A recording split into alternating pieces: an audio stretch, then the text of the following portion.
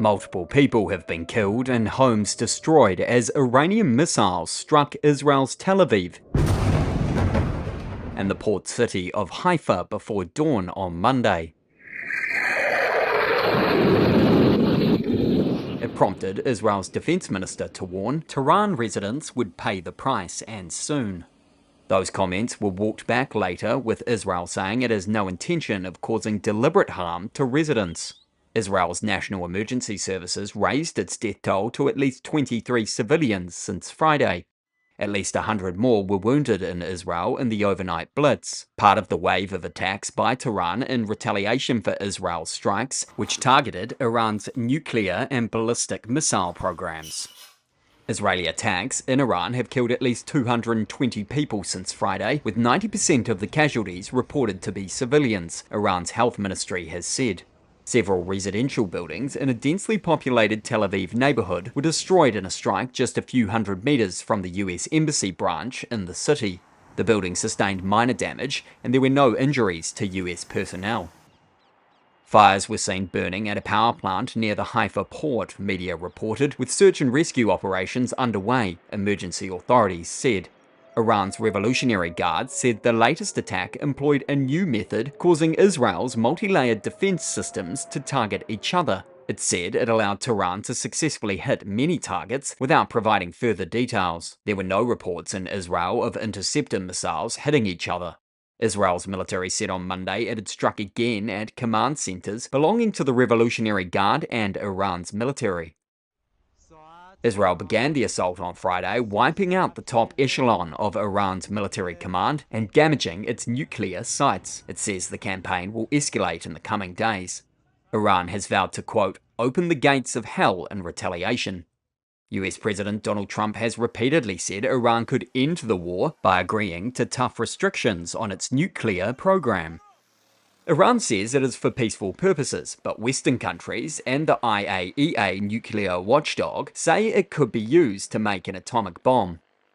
Iran said its parliament was preparing a bill to leave the Nuclear Non-Proliferation Treaty, adding that Tehran remains opposed to developing weapons of mass destruction.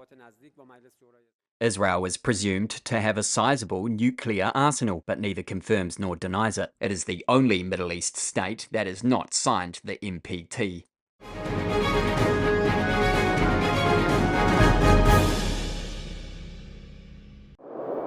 U.S. President Donald Trump's administration is considering significantly expanding its travel restrictions by potentially banning citizens of 36 additional countries from entering the U.S.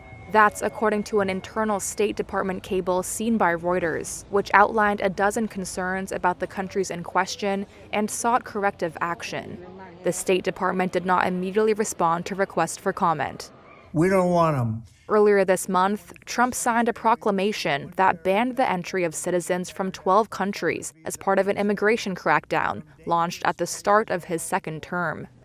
7 of those initial 12 countries are in Africa. 24 of the 36 further countries now considered for an expanded travel ban are also on that continent. The cable, signed by Secretary of State Marco Rubio, raised the lack of a competent or cooperative government by some mentioned countries to produce reliable identity documents. Another was, quote, questionable security of a country's passport and concern around nationals of a country being involved in acts of terrorism in the U.S. or anti-Semitic and anti-American activity. The cable said some countries were not cooperative in facilitating the removal of their nationals from the U.S. who were ordered to be removed, and that nationals were overstaying their U.S. visas. The cable noted that not all of these concerns pertain to every country listed.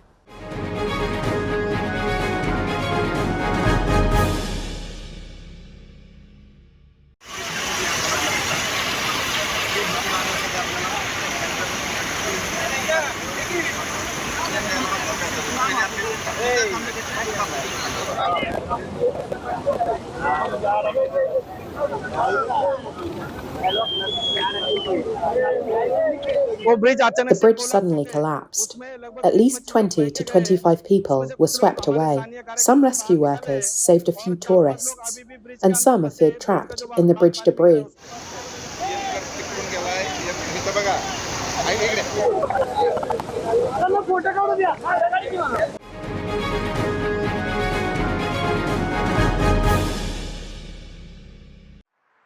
As Israel's conflict with Iran escalated over the weekend, so did fears for global oil prices.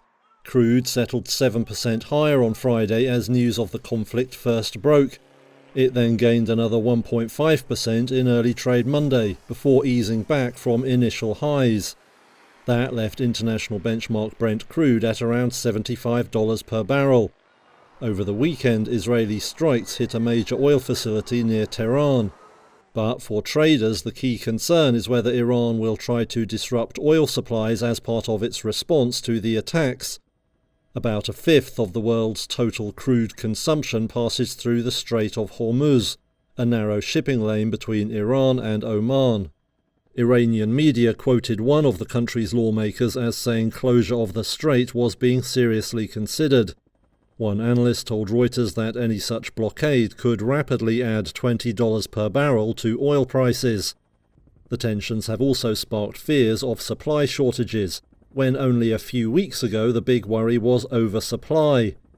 Though major producers, including Saudi Arabia, do have the capacity to increase output if needed, traders say the market could be left with very little spare capacity. That could make oil prices vulnerable to any further escalation of the conflict or other new shock. For now, any hopes of a quick end to the fighting look forlorn, with both sides keeping up attacks. Iran has said it won't negotiate a ceasefire while the Israeli air assaults continue.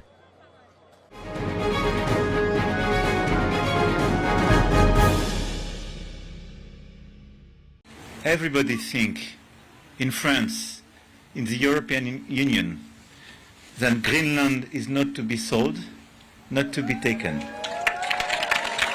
The situation in Greenland is clearly a wake-up call for all the Europeans.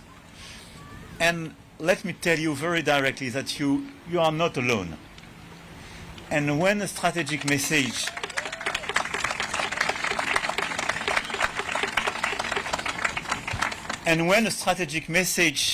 is sent to you, I want just for you to know that it's clearly perceived by the Europeans as targeting a European land. And this flag you have here is our common flag. And we know our common values. And we know our long-standing choices. And this is why it's very important for French people and all the European people to convey very clearly this message of solidarity and the fact that we stand with you, now, for today, and for tomorrow.